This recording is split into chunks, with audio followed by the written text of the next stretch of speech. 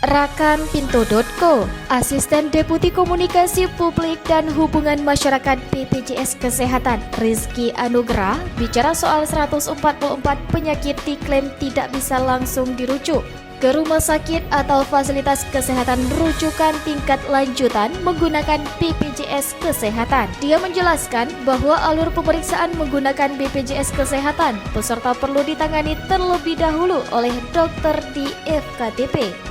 Dokter di fasilitas kesehatan tingkat pertama diartikan seperti dokter yang bertugas di puskesmas, klinik, tempat praktik mandiri, dokter, tempat praktik mandiri dokter gigi, klinik pratama, atau fasilitas kesehatan yang setara. Apabila kondisi pasien memerlukan tindak lanjut dengan dokter spesialis atau pemeriksa khusus, FKTP baru akan memberikan rujukan untuk diperiksa lebih lanjut di rumah sakit.